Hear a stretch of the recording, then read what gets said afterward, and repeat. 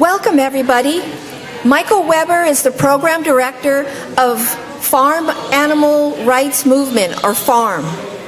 He produced the video 10 Billion Lives, a short film that exposes animal agribusiness.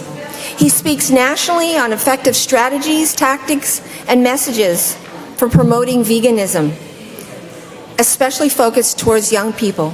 Please welcome Michael Weber.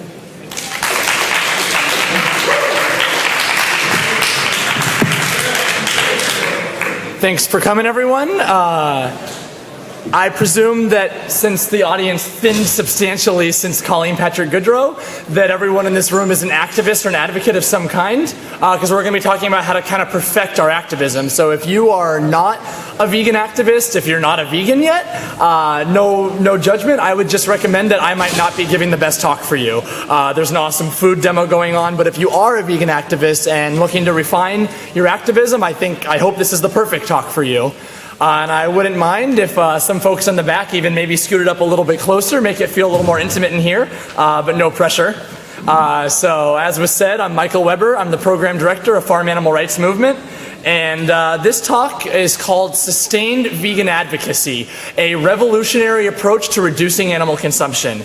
And I know that also on this talk was billed Alex Hershaft, our president and founder. Unfortunately, he had another commitment he was not able to make it out of, so it's just going to be me, but hopefully I'll fill the time just perfectly for you all. So I'm going to be going through a number of things here, but I guess I'll just start by quickly saying what is sustained vegan advocacy.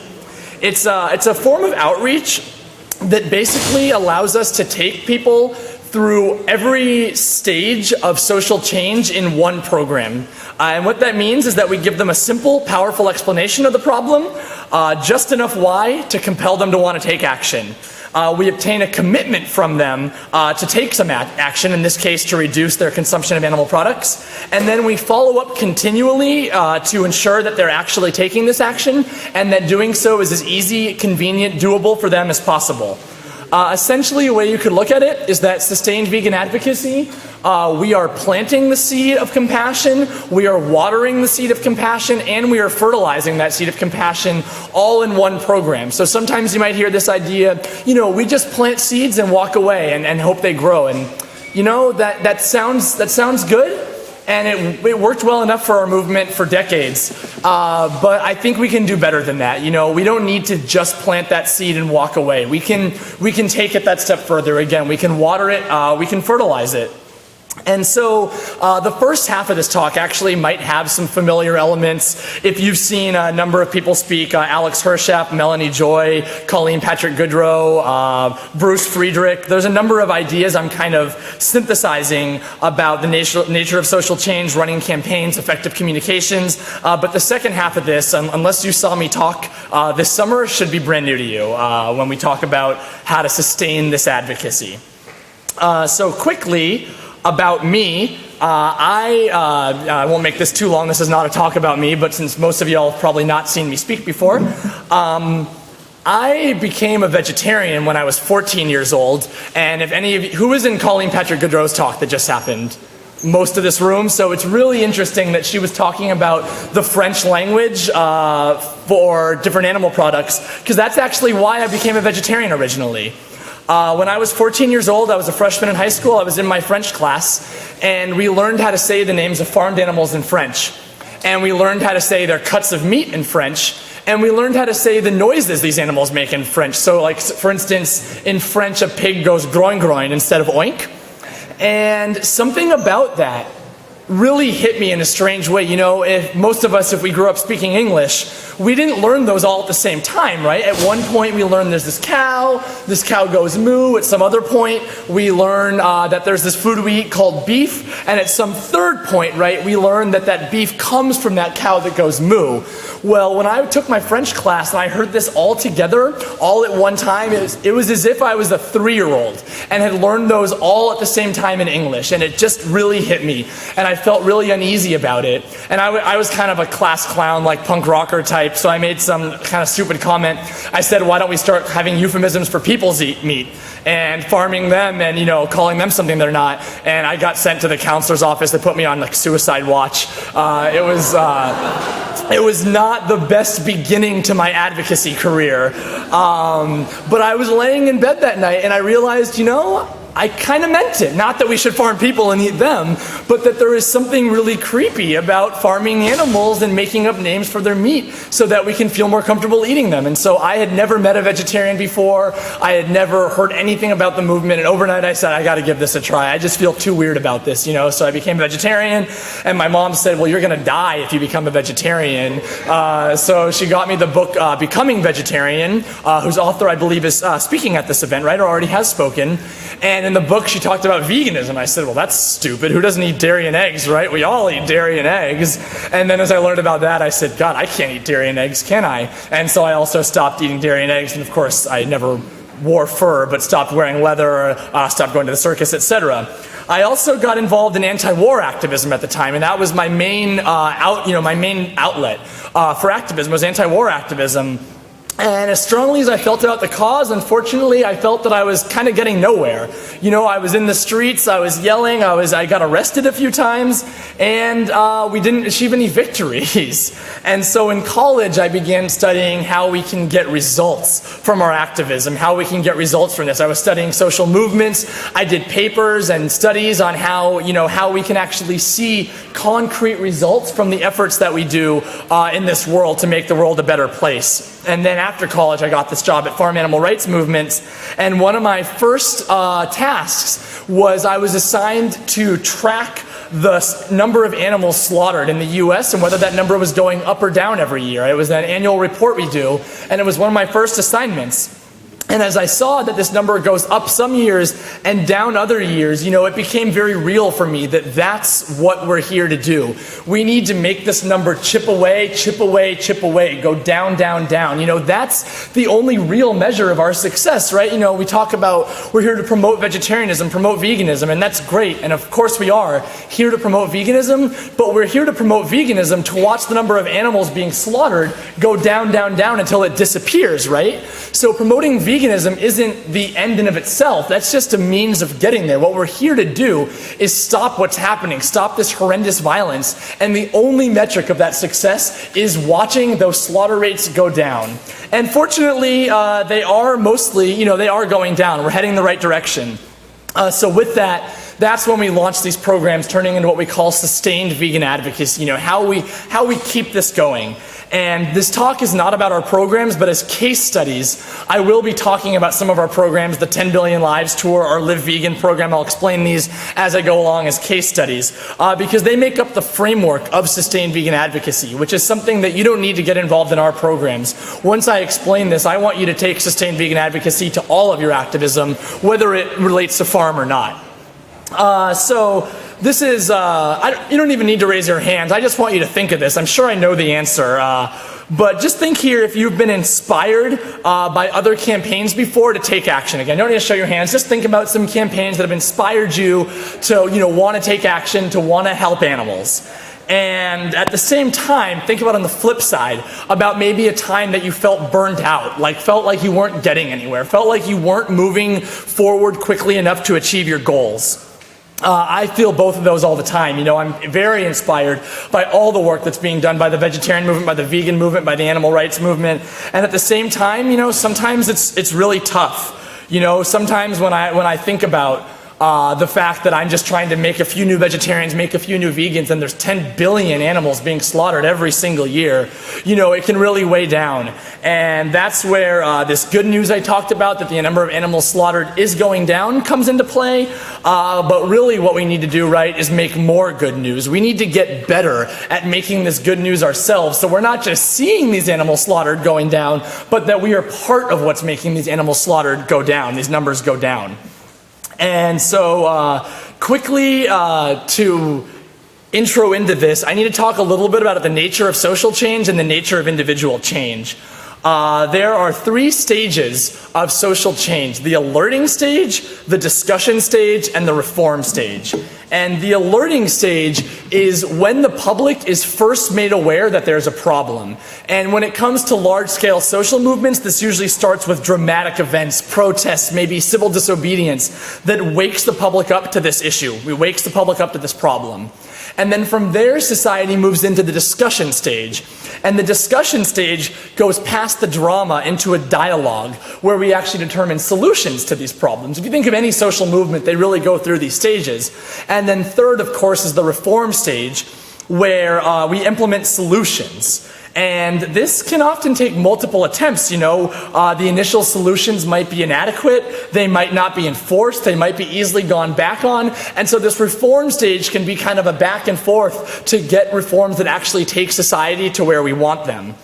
What we think about less, though, is this is not just true when it comes to society as a whole. This also works for every single individual that makes a change. Every individual that makes a change first has to be alerted to that problem, and then they have to start dialoguing either with themselves or with someone else. Start dialoguing with at least themselves over what they're going to do about this problem. It's kind of, think about our first light bulb moment. For me, my light bulb moment when I realized that learning how to say the names of animals and their meat in another language creeped me out. I had to discuss with myself, God, did I mean that? Was I just doing that for a laugh? And I think we all go through this process, and everyone that we reach out to goes through this process. And we need to keep this in mind. They're going through this alerting phase, this discussion phase, and then, of course, the reform phase. And unfortunately, often the reforms they're going to want to take are not the reforms we want to give them. Often someone's first response is, what about happy meat? What about humane meat? And it's frustrating, but it's kind of a logical response. We all want to do the easiest thing to achieve the goal we want, right? So if they're concerned with the harm of animals, harm of the environment, of course they're going to hope that just eating more humane animal products is going to get them there. So we can't hold that against people, but we need to diffuse that, of course, as soon as possible and make sure that the reforms they're going to implement within themselves are actually what's going to take them, to an animal-friendly diet, animal-friendly lifestyle. And so every person in this, though, is actually a microcosm of society. Every single person, they're going through this change one by one, the same way that society goes through this change over the course maybe of decades. And the question is, how do we take individuals, how do we help them on this journey, through this change? And I'm guessing that most of us, if not all of us in this room, do some amount of individual activism where instead of working on large campaigns, maybe we're just leafleting or putting on presentations, showing videos, something where we are working one-on-one or with a small group of people to make this change.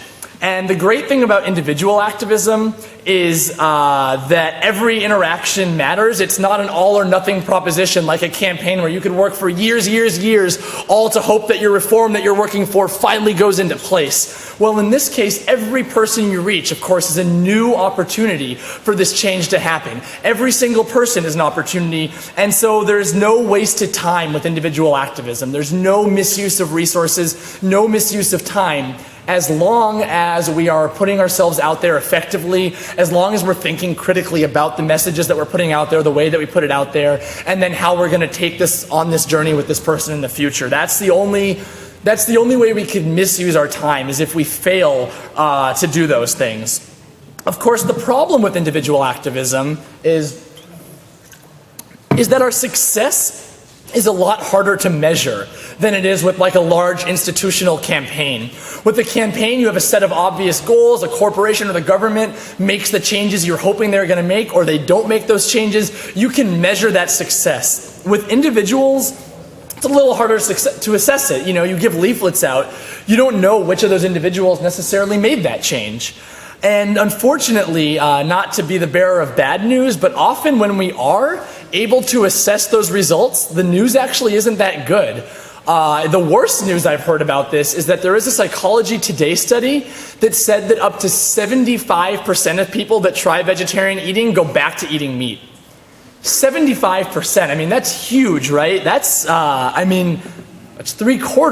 If 3/4 of the people that we're reaching with our activism are reverting back, and that's not even counting all the people that never make the change to begin with, but even of those that make the change, if 3/4 of them are going back to eating meat, that is something that we need to put a stop to. That's something we need to address. We need to find a way to put a stop to that. And one of those ways we can do that is to pool our knowledge together. Instead of putting ourselves out there as individuals, to make sure we're running our activism in a way that's tried and tested by everyone else in our community. You know, we can run actual outreach campaigns. And that's, you know, the alerting stage. The alerting stage is how we run this campaign and put ourselves out there to people. And when we pool our resources to create this lasting change, we can also work to create these measurable results that I was talking about. When we set goals with results, we know that we're going to spare the most animals from being raised and slaughtered, we're going to conserve the most resources, and we're going to help the most people. So that's the reason that we're all doing this, right? Every one of us is promoting veganism for either one or all three of these reasons, you know, to help animals, to conserve resources, to help people's health, to help, you know, help global hunger. And so when we run these campaigns, we need to make sure we're doing it in a way that's actually going to help, you know, these people, these animals, and this earth that we're putting ourselves out there for. And of course also, when we can assess our results and we know we're doing a good job, it gives ourselves a better sense of worth, and it prevents that burnout that I touched on earlier. When we know that we're doing activism in a way that actually achieves something, we're not going to feel burned out. We're not going to feel like, why am I doing it? What is all this for? You know, we're going to know that what we're doing is actually creating these results we want it to. And to achieve these results, we need to set goals that are both challenging but also realistic. You know, if we're not challenging ourselves at all, then we're not going to be helping the most animals. But of course, if we're challenging ourselves too much, we're going to get burned out more quickly. And the best way I've ever heard this put was actually by my bass guitar teacher in high school. And what he said is that I need to stay in the yellow. When I was trying to challenge myself too much on bass guitar, he said I was putting myself in the red, and I was getting frustrated and giving up, and I was throwing my guitar down. And on the opposite, when I was doing songs that were too easy for me, he said you're staying in the green, and you're not actually progressing, you're not getting anywhere. And so what he said is the yellow is always the same amount of space, the green keeps getting bigger and the red keeps getting smaller. And you always want to stay in that yellow and watch yourself get better and better and better at all this, and watch these, you know, what's a little too hard for you become more attainable, more attainable, more attainable. And so when we're running campaigns, I really think we need to keep that in mind. We need to keep in mind that we need to set goals that are both challenging but also attainable.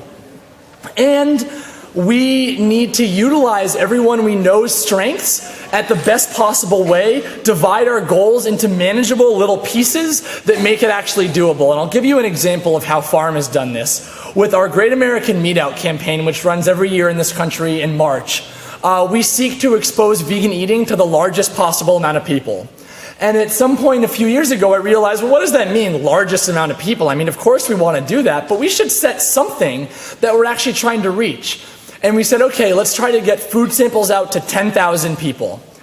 Okay, we can't do that on our own. You know, our office of 12 is not going to get 10,000 food samples out.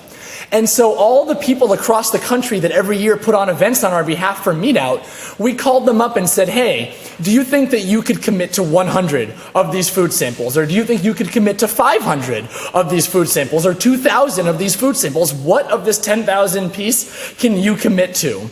And we had shattered our 10,000 goal, or got pledges to give 10,000 food samples out before we even did the official kickoff of the campaign. And we said, okay, we got to expand this goal. And so we put it to 20,000. We expanded that one. Ended up getting 35,000 food samples out of a goal of just 10,000 food samples originally. But that was because we set this goal. And again, when we realized we were in the green, when we realized we were setting a goal that was just too easy for us, we quickly doubled that goal. We upped the ante on ourselves. We challenged ourselves, basically a competition for who can help the most animals. You know, we're kind of a competitive species sometimes, unfortunately, and I don't think that usually bodes very well, but it can in this case. When we are thinking about how we can help the most animals and we pit ourselves in a competition with each other to get the most food samples out, do the most of this good, you know, we are finding ourselves actually in that case in a good competition to help the most animals. And so The alerting stage is now done. We've given someone a leaflet, we've given them a sample, we've done something to get them to be aware that this other alternative exists, that this problem exists, so what's next? Well, what's next is we need to effectively communicate. If we are not effectively communicating the problem and the solutions, then they might leave with a wrong interpretation of what's going on, and they might not get to this final stage of actually implementing these reforms in their lives that we need them to. And so most people we talk to, right, will agree with the problems. But they resist the solutions. I mean, how often do you ever talk to anyone that says, I don't think that animal exploitation is a problem. I don't think violence towards animals is a problem. How often do you talk to anyone that says, I don't think destroying the earth is a problem? And how often do you talk to anyone that says, I don't think that creating a food system that exacerbates world hunger and harms our health and destroys our healthcare system is a problem? I mean, almost never, right? It's almost never that someone disagrees that these are problems. Where they disagree often is with the solution. And the question, of course, is how do we break through? What ways are best to reach people? And something that I've kind of come up with is I think the best way to reach people is through some version of a captive audience. And that doesn't have to be a talk like this, but that's certainly an easy captive audience. A captive audience is any audience where people don't want to leave the interaction. Because think about it, if someone is trying to get out of that interaction, which we see a lot, right, at tabling events, we're trying to talk to someone and they're just kind of trying to get away, or we're showing a video and they're just trying not to watch. We need to find some way to make them want to stay there, because if they want to leave the interaction, we're wasting our time. Whenever you're talking to someone that doesn't want to hear you talk, there's no way we're going to take them through that alerting stage and the discussion phase and into the reform phase. There's no way we can take someone that doesn't even want to hear us talk that message. So one way that I see it is it sounds silly, but we want to find bored people. Basically, anyone who has nothing better to do than to interact with us. That is the best way we can interact with them. Now, that can be people that are actually bored, like in school. If you do school talks, that is a great way to reach people, because these people are seeing the same teacher every single day. Same teacher. Even if you're a worse speaker than their teacher, you're still going to be more interesting because you're new. You're something that they're not going to at 7:30 in the morning every single day, A way that we've really found to do this is our 10 Billion Lives campaign, which utilizes the pay-per-view tactic. Do people in here know what pay-per-view is with animal rights, so with veganism? Yeah. So the pay-per-view tactic is where we pay people $1 to watch a 4-minute video about animal agriculture. And it's counterintuitive at first, right? Why are we going to pay those blood mouths $1 to watch this message that they so badly need to hear, whether we pay them or not? I don't call them blood mouths. That's me making fun of other vegans. Anyway, but we say, that sounds kind of strange, but that is a way to find people who don't want to leave the interaction. In fact, it's the best way I've ever found to find people that don't want to leave the interaction. I've been showing videos to people for a long time, and it used to look something like this. They come up to the table, there's a laptop showing, and it's got the graphic footage on it, and someone walks by and they go, and you see their body language close up. 20 seconds later, they just walk right away, right? Have we all seen this at our tabling events, that someone sees less than 30 seconds what we want to show them and they just walk away? Well, when we paid them $1, well, one, they don't get the $1 till they watch the whole 4-minute video. And there's something about human psychology. It doesn't make a lot of sense, but it happens. When someone says yes to getting this $1, it's $1. It's not that much money. But once they've said yes to having this $1, they will do anything for that $1. It's really weird, but they will. They will do anything to keep getting that $1. So you show them the video. Well, it's actually 4 minutes and 27 seconds, but they want that $1. They finish it. You have a little conversation with them afterward, and they're not trying to leave usually. They're not just give me the $1 and walk away. I mean, some of them are, but you're not going to win them all. But the vast majority of people want to engage with us. It's like this silly thing of giving them $1 out of nowhere, like made us worth talking to. Now vegans are cool. They gave me $1. Where previously vegans were some weird person they were skeptical about talking to. Now talking to a vegan is cool because a vegan has a silly dollar for them.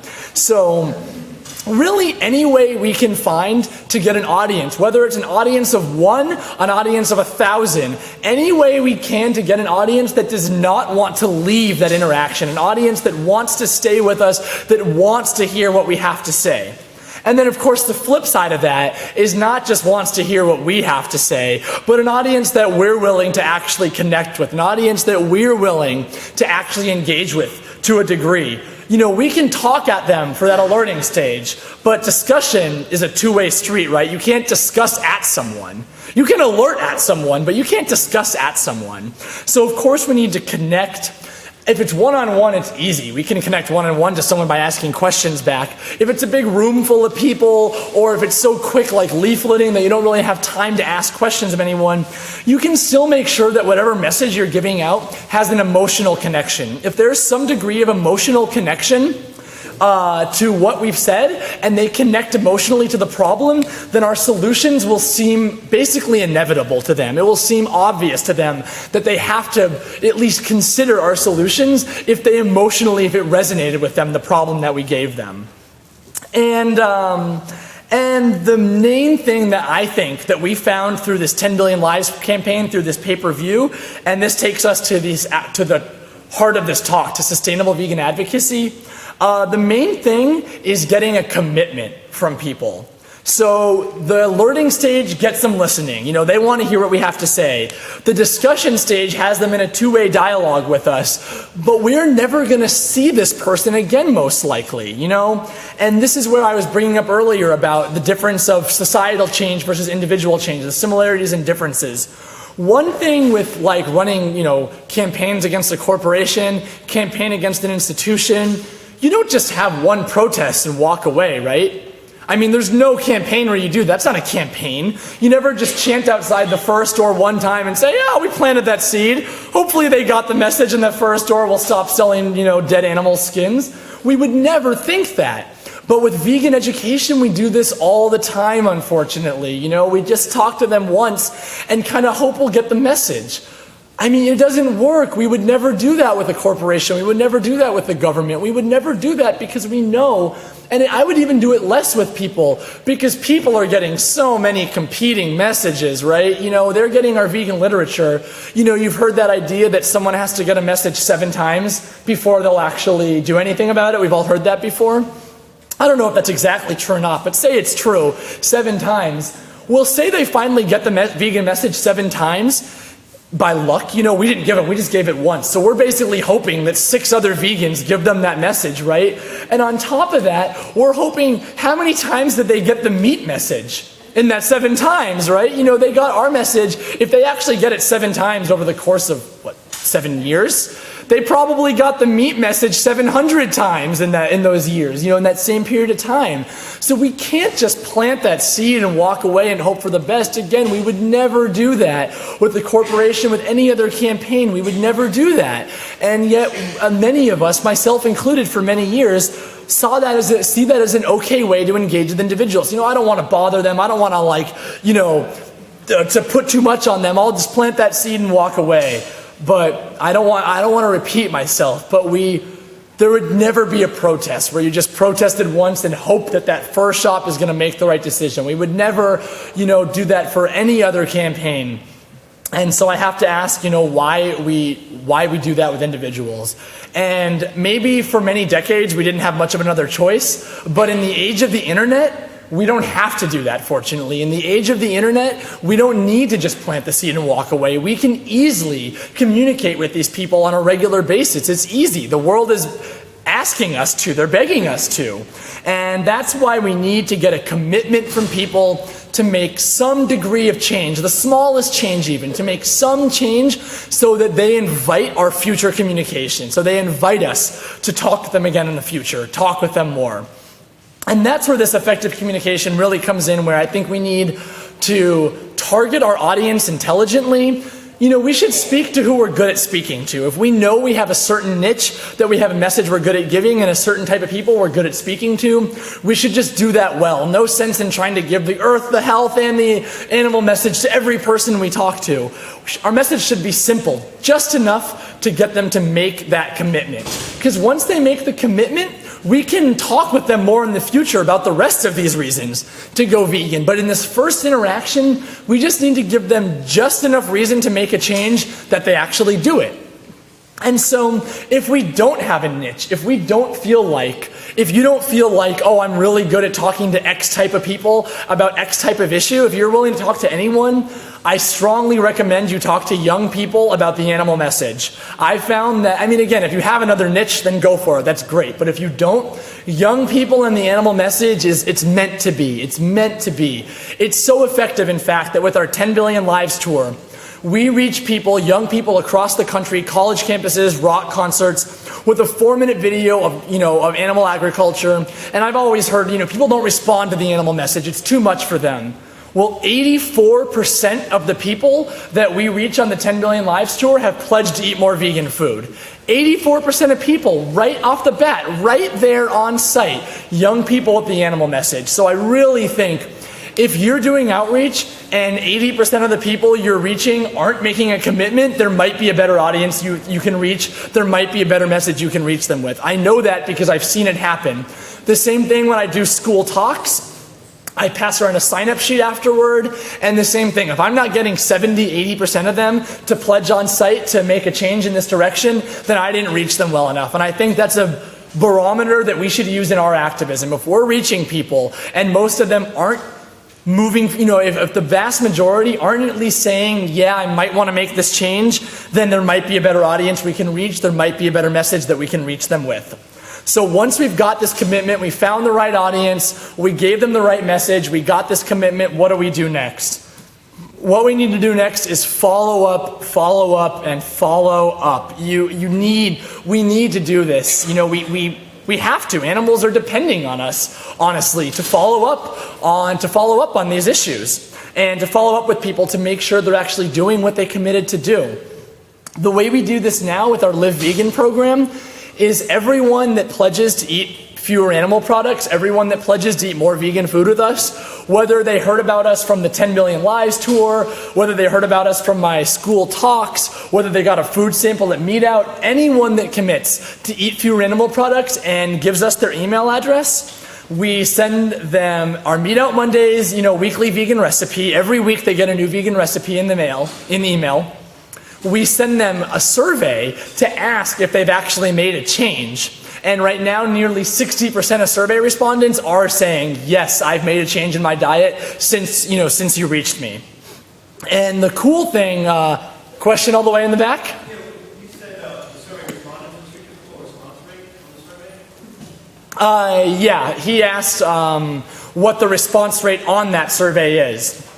So the response rate is 10 to 15%, which might sound a little low, but it's not that low, you don't think? Or you don't think it's that low? I think it's a big number. Yeah, it is pretty good. And we actually have put in a number of metrics to test that we're not just getting the people that made a change to respond to the survey. We think we're getting a pretty good sampling of the entire audience. The main reason we think that is because on the 10 Billion Lives tour, we get the email addresses of the non-pledges too. And we get the same survey response rate from the non-pledges as we do from the pledges. So we have pretty good reason to believe that people are taking the survey just because they're interested in the content, and also because we offer them a chance to win movie tickets if they take the survey.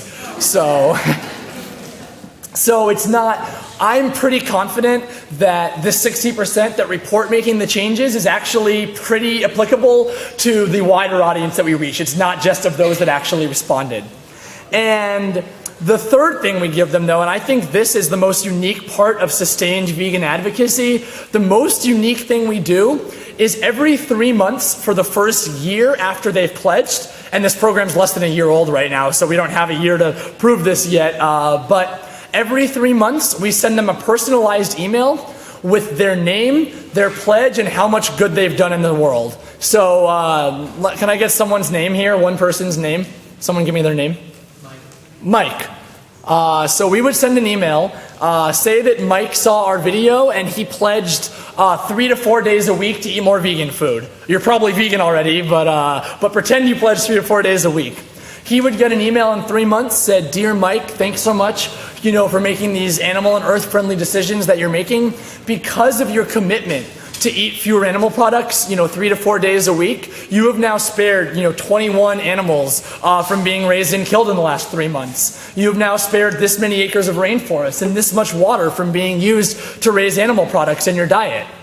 At 6 months, Mike would get another email that has that number doubled. Now you've spared this many, this much, this much. If he had pledged 7 to 8, or not 7 to 8, that doesn't exist, 5 to 6 days a week to go vegan, he'd get an even bigger number in that. So this number actually is, they're getting emails based on how many days they pledged and how long they've pledged for. And we also get another step in there in that we say, if you go fully vegan, next 3 months you're going to spare this many animals. So it's a reverse guilt message. We don't say if you had gone fully vegan, you would have spared this many animals. That wouldn't work, I don't think. That'd make us think that we're kind of jerks. But studies have shown that guilt messages work not when you obviously guilt them, but when they have to come to the guilt on their own decisions, when they come to that guilt on their own. So if they say, "God, I didn't actually go vegan 3 days a week like I promised Farm I would do. I could have spared this many animals." We didn't tell them that. They came to that conclusion on their own because we told them how many animals they did save, whether they did or not. And so that way, if they did make these changes, they feel great about themselves. They have a reason to make even more changes. If they didn't make these changes yet, they now have a reason to want to make these changes because they realize they could have done this great good. They could have saved 21 animals if they pledged 3 to 4 days a week. They could have saved X, I don't have the math memorized for how many acres of rainforest, how many gallons of water, but it's lots. And they would see this. And so the next step, what we're going to do next with this is we're also going to send an 8-week vegan starter guide for the first 8 weeks after they pledge. So instead of getting Meat Out Mondays, the first 8 weeks, they'll get a little tidbit of an email vegan starter guide every week for the first 8 weeks. Then we'll transition them into the Meat Out Mondays every week after that. So that's, these are a lot of pieces of what this sustained vegan advocacy is. Like I've repeated many times now, it's planting the seed. That the planting the seed is the alerting phase. The watering the seed is the discussion phase, and this fertilizing the seed is this reforming stage, where we actually see these reforms in someone's diet manifest and actually happen. Because every person that reverts back to eating animal products when they've tried not, it's worse than it sounds actually. Because if someone went vegan or vegetarian and goes back, they're harder to reach in the future, right? It's almost worse than if we never reach them at all. If someone tries going vegetarian and quote-unquote fails, it might be worse than if they never tried at all. Because now they think it's difficult, I can't do it, I tried that and it wasn't easy. Additionally, of course, the energy that we spent reaching them was somewhat misused because we put all this effort into how to best reach the people and not enough effort into how we keep the communication, the dialogue going. And third is that they actually become a model to their community that veganism is difficult. They tell all their friends, "I tried being vegan, it was too hard." Even if they don't say that, their friends hear that. They now know of that person as the ex-vegan, the ex-vegetarian, and say that their friend, so say that, that Beth tries going vegan, it's difficult, maybe her friends kind of pressure her and she reverts back to eating meat. And then Beth's friend Bob sees a video and says, "I want to try going vegan now." And then he goes, "Oh, but Beth tried that, it was difficult." She's now spread, to no fault of her own, the social network idea that veganism is difficult. On the flip side, every person we prevent from reverting back to eating meat is the exact opposite. You've heard in marketing this idea that it's easier to keep a customer than it is to make a new customer. Well, that's just as true with veganism. It's better to keep a burgeoning, an aspiring vegan than it is to try to, build one from the ground up. At the same time, of course, a lifelong vegan spares way more animals than a temporary vegan. A lifelong vegan spares way more, conserves way more resources than a temporary vegan. And a lifelong vegan, helps way more of their fellow people than a temporary vegan. And third is that they model veganism to their community. Instead of modeling that veganism is difficult, unattainable, they model that veganism is great, is doable, is fun, is tasty to their communities. They make veganism more doable for everyone, but most likely only if we help them do that. Again, 75% of people going back. I mean, what I keep talking about, comparing it to corporate campaigns, institutional campaigns. If we were running a campaign against fur stores and 75% of the stores that said they would stop selling fur went back to selling fur, we would see that as a problem, right? We would refine our activism. We'd say something we're doing isn't working. We're doing all these protests. 75% of the fur stores just say they're going to stop selling fur and then a year later sell fur again. That would be unacceptable. Well, even if the number is not 75%, say that Psychology Today exaggerated. Say that it's 50%. Say that it's 25%. That's still, every one of those people, again, is spreading that message to their community. And again, what campaign would contact? So I was talking earlier about would you protest just once and walk away? So say you don't protest just once, but you protest lots of time, and this fur store says, finally, after a year of protest, I'm not going to sell fur anymore. And then would you walk away and never ask them again if they're actually doing that? Would you just walk away and take their word on it? Or would you contact them in the future? Would you walk in their store and do a little, check around and make sure they're not still selling fur? Well, the same should be true for our vegan advocacy. We should check in with people, ask, how is this change working for you? We can do this on a one-by-one basis, or we can do this on a large-scale campaigning basis. But either way, it's something that we can do. I think I only have 3 minutes left because I believe that some food's going to be set up in this room.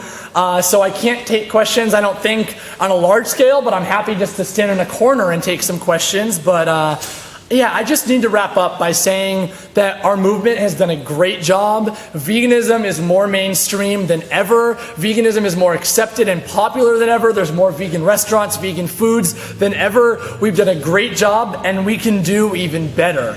Animals are counting on us to do better. The planet is counting on us to do better. Our communities are counting on us to do better. And so if you want to get involved with some of this work in your own area, we've got a grassroots, a full-time person at Farm whose job is devoted to helping grassroots people do their activism better. I would be happy to put you in touch with him.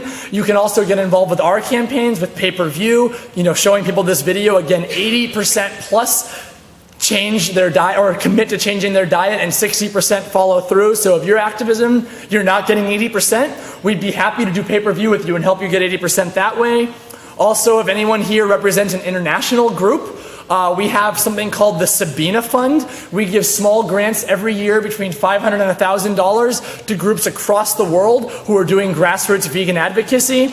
And we have a number of annual campaigns. So if you have any questions, if you want to get in touch with us to bring these campaigns to your area, if you want to get a Sabina Fund grant potentially, if you have any feedback on my talk, or if you want me to send you an outline of this talk, and I know it was kind of a lot of ideas kind of put into one. This is usually 3 talks, actually, I put into one for the first time.